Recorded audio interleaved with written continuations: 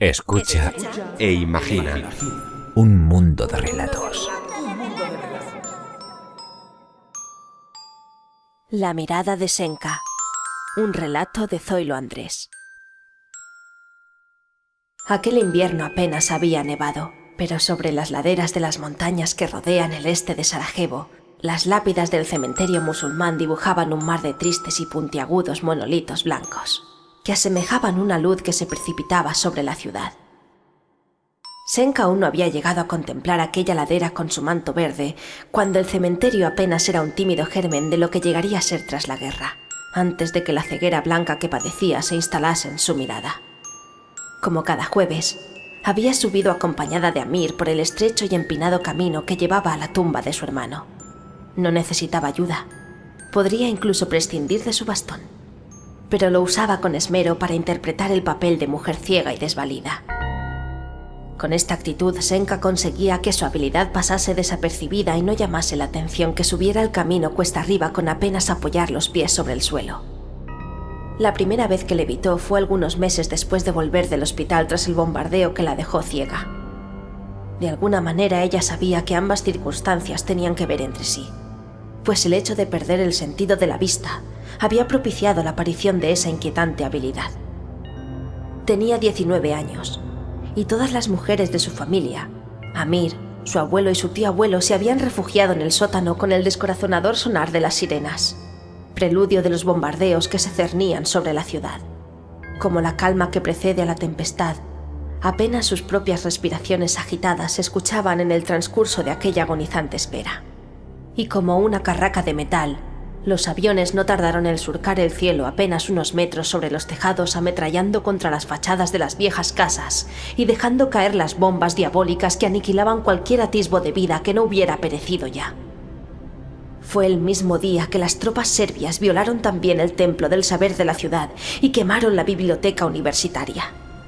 El humo gris de los libros al arder se levantó como la más triste columna de humo que Senka había visto desparramarse sobre los tejados rotos de Sarajevo. Y también fue la última imagen que su retina grabó del convulso mundo que le tocó vivir. Tras cerca de 5 horas de bombardeo y fuego cruzado, los contendientes parecían haberse dado una tregua. En el húmedo sótano familiar se ponían en pie y se reconocían con la mirada cuando distinguieron un gran alborozo en la calle. ¡La biblioteca se quema!, alcanzaron a escuchar tras los muros. El viejo y enjuto abuelo repitió incrédulo esas palabras, y Senka corrió escaleras arriba hacia la calle, incapaz aún de creer que el fuego estuviera devorando la gran biblioteca de Sarajevo. Cuando salió a la gris y pálida atmósfera que todo lo envolvía, se acercó a un grupo de vecinos que miraban en dirección al río, en donde se recortaban los minaretes blancos de las pocas mezquitas que no habían sucumbido aún, contra el rosáceo tejado de la biblioteca.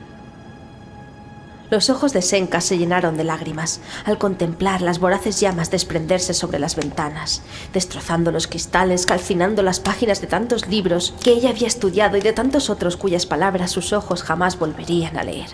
Su mirada se tornó vidriosa tras las lágrimas que afloraban en sus hinchados párpados. Y de pronto un avión avanzó sobre el horizonte, hacia su posición cerca de la plaza que forma la calle Bascarsija. El grupo de curiosos que se arremolinaban en la confusión de los acontecimientos fue salvajemente masacrado. Entonces Senka enmudeció ante la desolación contra la propia raza humana al ver desplomarse, inertes, a sus vecinos contra el suelo.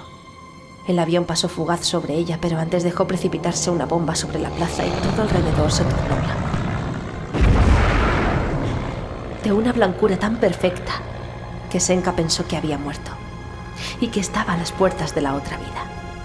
Era la nada misma que todo lo devoraba, y a su paso dejaba una devastación de muerte blanca e inmaculada, que se fijó en lo más profundo de sus ojos, como una espesa capa de nieve que desde entonces se superpuso sobre todo a lo que Senka dirigió su mirada. Mientras yacía hecha un ovillo en el suelo, sus tímpanos vibraban en un agudo pitido y su mente volaba sobre los anaqueles de la devastada biblioteca. Recordó aquel primer libro de historia que fue a parar a sus manos, y cómo se asombró al descubrir que la historia de Europa se había forjado también desde su ciudad, desde aquel viejo puente sobre el río Milchaca. Un triste capítulo más de la sórdida historia de las guerras en Europa, con el asesinato de Francisco Fernando, que había dado lugar al estallido de otra guerra igual de cruel, la Primera Guerra Mundial.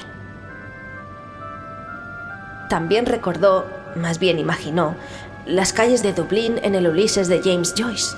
Voló por unos segundos a Lisboa de la mano de Fernando Pessoa. Se sumergió en las profundidades de un mar que todavía no conocía sino por Moby Dick o el Nautilus. Navegó por el mágico Mediterráneo de la Odisea. Visitó España cabalgando sobre los versos de Antonio Machado. Imaginó a otros dioses rememorando las sagas nórdicas. Se emocionó al recordar a Copérnico, a Darwin o a Einstein. Se contagió de la melancolía del húngaro Joseph Attila. Y por último se hundió en el extraño e infecto infierno de la Divina Comedia de Dante Alighieri. Amir la miraba mientras ella sacudía con esmero el polvo y la arena de la lápida. Los ademanes lentos, como quien creyera que esa caricia sobre la piedra fría y desnuda se transportara de algún modo hasta el rostro vivo del fallecido. Senka no había cambiado mucho desde el fatídico día en que aquella bomba había arrojado sobre sus ojos un puñado de escoria y metralla. Cuando despertó en su cama tras la precaria intervención quirúrgica en el atestado hospital de la campaña que la ONU había instalado en unas escuelas cercanas, su mirada era ya la de una muñeca de porcelana con las pupilas tan dilatadas que el fondo de sus ojos se había convertido en un pozo infinito de oscuridad para quienes los miraban. Su diminuta nariz asomaba tímidamente sobre las tiritas que tapaban las blandas cicatrices de su rostro. Parecía respirar con dificultad, con sus finísimos labios entreabiertos y aquellos dos incisivos separados el uno del otro en un estrecho canal que hacía silbar el aire al salir de su boca. El cabello castaño reposaba sobre sus huesudos hombros y sus manos yacían entrecruzadas en su regazo, aguardando la caricia amable de alguno de los presentes. Amir fue el primero en acercarse cuando ella se despertó. Se agachó sobre la cama y le susurró algo al oído que la hizo sonreír. Todos a su alrededor los observaban y entre los murmullos pudo reconocer el llanto quebrado de su madre, sentada en una pequeña silla asistida por otras mujeres de la familia. Entonces durmió feliz al encontrar que nada había cambiado. Amir volvió a ocupar su sitio junto al grupo y Senka no despertó hasta haber saciado el sueño que adormecía su mente. Cuando se despertó aturdida aún por la explosión, no fue consciente de que había perdido para siempre la capacidad de ver. Todo para ella seguía siendo blanco, como si el momento en que la bomba estalló no hubiera pasado aún, como si se encontrase envuelta por una densa nube blanca de vapor luminoso, cálido y grato. No fue hasta un rato después cuando comprendió que esa luz blanca era cuanto vería a partir de entonces al abrir los ojos. Ni siquiera se disgustó. No tenía tiempo para lamentarse por su ceguera. Estaba viva. Su padre y otros hombres de su familia que habían sido obligados a luchar en la guerra probablemente estaban muertos ya. Aunque ella no prolongaba día a día la agonía de los demás al desconocer el estado en que se encontraban. Aceptó su nueva situación sin contemplaciones, pero la muerte de su hermano fue algo más difícil de asimilar. Unos meses después, su abuelo, Amir y ella se habían quedado solos en casa. El resto de la familia había aprovechado los escasos días de tregua en que los serbios permitían el abastecimiento internacional de la ciudad para salir a comprar o hacer algún trueque. Senka le había pedido a su abuelo que le leyera un pasaje de las Metamorfosis de Ovidio. Amir rezongó desde el suelo donde jugaba con una peonza de madera, pues no entendía lo más mínimo los cuentos mitológicos de aquel señor. Para tratar de motivar a su abuelo y que no desistiera de leerle en la quinta hoja, Senka le había preguntado si sabía por qué Europa se llamaba así. Su abuelo y Amir la miraron frunciendo el ceño, pero el abuelo negó con la cabeza, cogió el libro y se sentó en una silla junto a ella. Entonces Senka le explicó que la historia que quería que le leyera daba respuestas a su pregunta. Así fue como Amir y su abuelo descubrieron que Europa fue una princesa de Tiro, que había sido seducida por Zeus, dios de todos los dioses, transformado en un toro blanco, manso y hermosísimo, que raptó a la joven y bella Europa y se la llevó nadando hasta la isla de Creta, de la que fue hecha reina y de donde después los griegos y otros pueblos tomaron el nombre de aquella mortal para denominar el continente. El abuelo terminó de leer y cerró el libro enfadado. Nosotros no tenemos nada que ver con esta historia, no somos parte de Europa. La mirada inerte de Senka pareció apesadumbrarse y no supo qué contestar. Su pueblo se había visto envuelto en una guerra que no buscaba y la limpieza étnica contra la mayoría musulmana del país, por parte de los serbios que pretendían su anexión, había aniquilado y desmembrado familias enteras.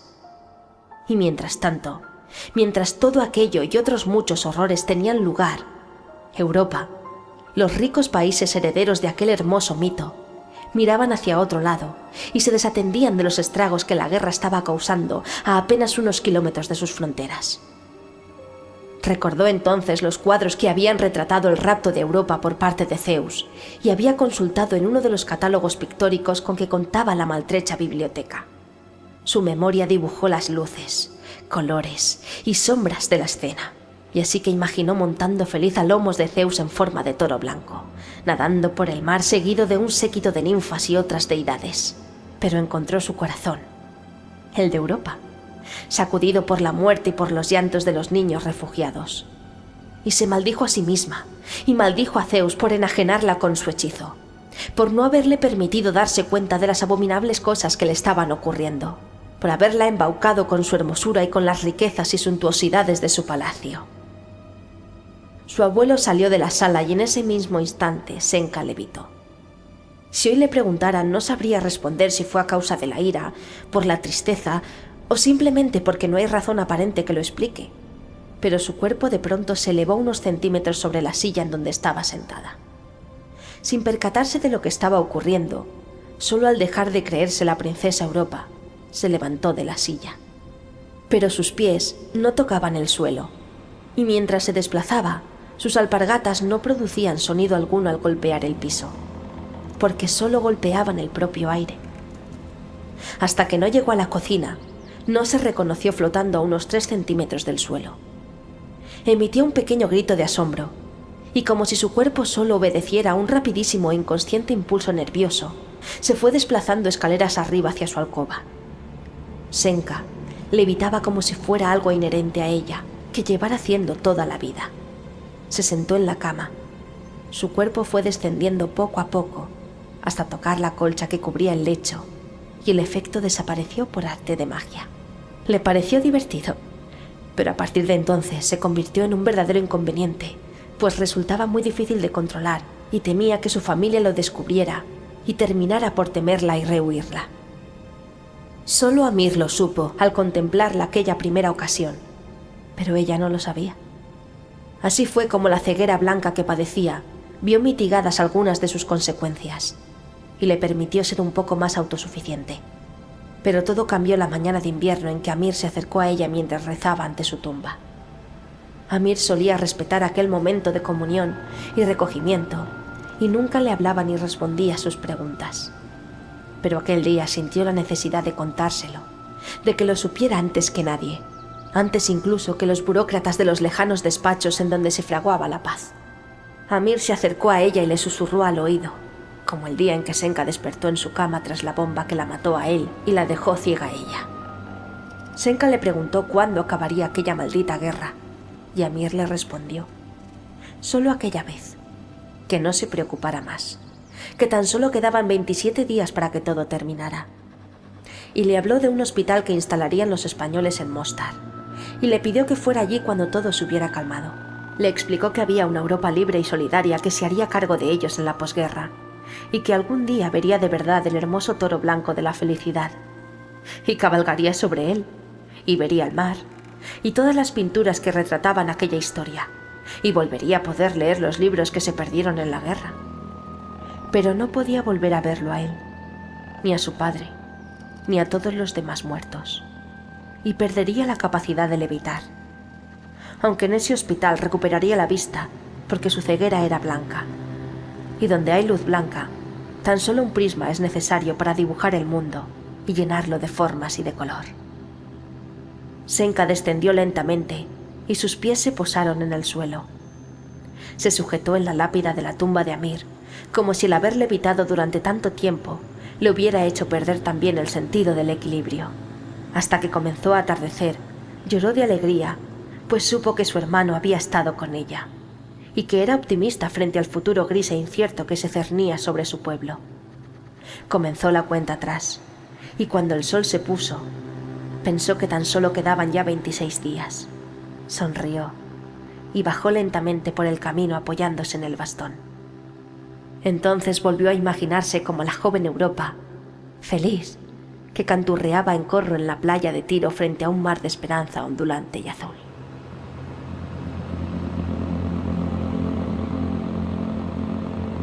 Un mundo de relatos.